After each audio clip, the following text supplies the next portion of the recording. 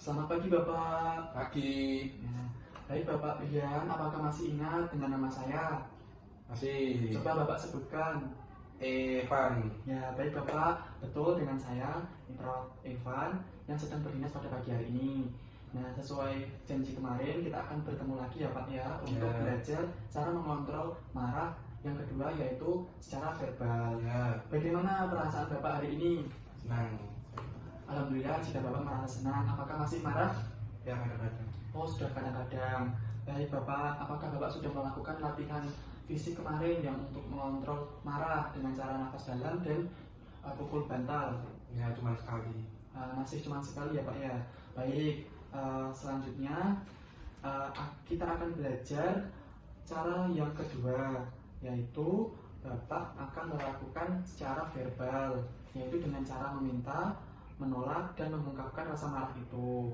Nah, untuk tujuannya supaya Bapak untuk mencegah marah itu mulai muncul. Untuk waktunya mau berapa lama Bapak? 5 menit.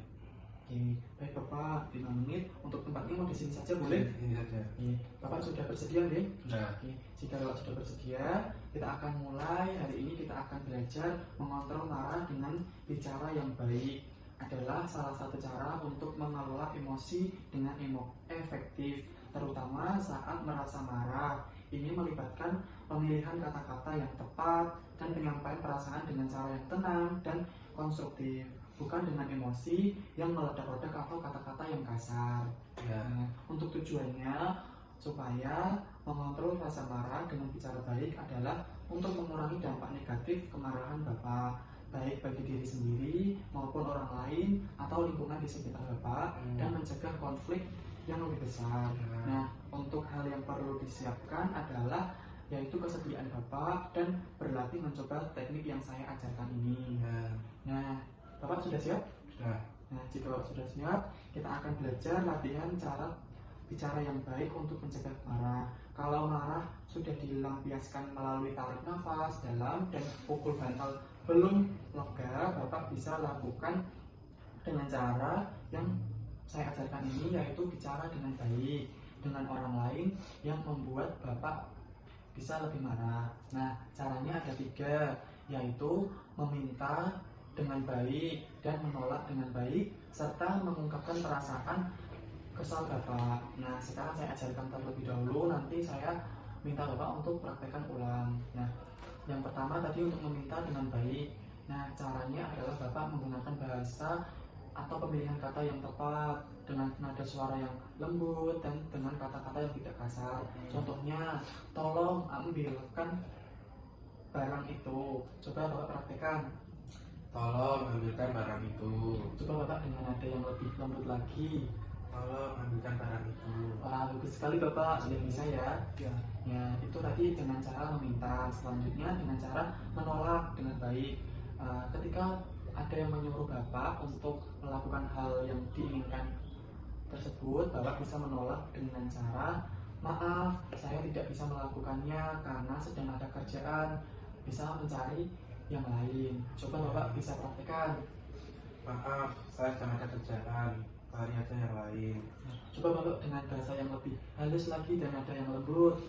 Maaf, saya baru ada kerjaan. Tolong cari yang lain aja. Bagus Bapak. Nah, itu tadi dengan cara yang menolak. Selanjutnya kita akan belajar mengungkapkan perasaan kesal dengan baik. Ketika Bapak sudah merasa kesal, Bapak bisa ungkapkan perasaan itu dengan pemilihan kata yang baik.